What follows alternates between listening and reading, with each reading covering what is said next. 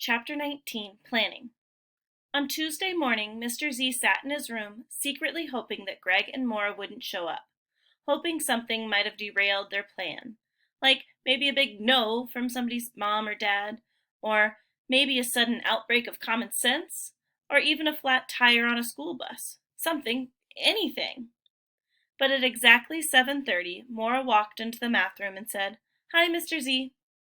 She sat at a desk and began digging around in her backpack. She pulled out a pencil and then a new spiral notebook.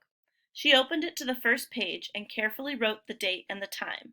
She looked up at Mr. Z and said, "I'm going to keep a record of our meetings." About a minute later, Greg walked in. Maura looked at him and said, "You're late. It's not businesslike to be late." She turned and wrote something in her notebook. Greg made a face at the back of her head. Turning to Mr. Z, he said, "So what should we do first?"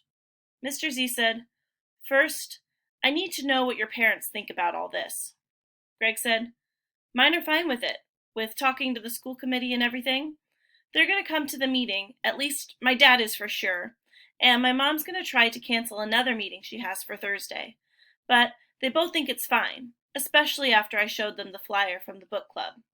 Maura nodded. "My parents think it's okay too, only my mom more than my dad. He thinks it's sort of crazy. But they both said to thank you for helping, and they're both coming to the meeting too." Mr. Z took a deep breath and let it out slowly. Now there was truly no way out. He felt trapped. He honestly wanted to help these kids, and he honestly saw nothing wrong with either their comic books or their wish to make them available to their friends. It even seemed okay to make a little money. But sometime soon, he knew he would have to talk to the principal. Mr. Z had spent most of his life carefully avoiding disagreements and disputes, first in grade school, and then right through high school, college, and graduate school. He had learned to keep away from controversy, because any situation that might include yelling could easily lead to pushing, and pushing sometimes led to all sorts of unpleasantness, even BLOOD. But this current situation had conflict written all over it. He certainly didn't imagine that Mrs. Davenport was going to haul off and sock him in the nose or anything. But as he thought of facing her and explaining his involvement in this business, his hands began to sweat. Then Mr. Z had a good thought, another way out. He said, "Well, one thing I have to do as soon as possible is call the superintendent's office and ask if they have any room on the agenda for Thursday's meeting. We might need to wait a month. Maybe we're too late." "But maybe we're not," Maura said. "So I think we should go ahead and get ready anyway." Greg nodded. "Yeah, like we need a whole plan of what we say or who says what, because we really have to look like we know what we're doing, or I bet they won't even listen to us."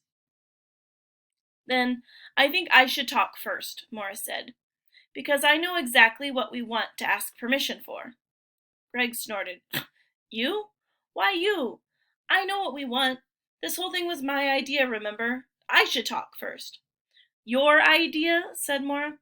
"I was the one who saw the book club flyer, and when I showed it to you, you didn't even see the point until after I told you. So don't start acting like this is all about you." "Oh, right," Greg said, "because everybody knows that you're such a great—" Wham! Mr. Z slapped his right hand flat onto his desk. "Enough! I thought you two had gotten past this, and if you haven't, then just get up and leave, both of you." After a few seconds of silence, Greg said, "Sorry. I mean, if everyone wants Maura to talk first, then that's fine with me."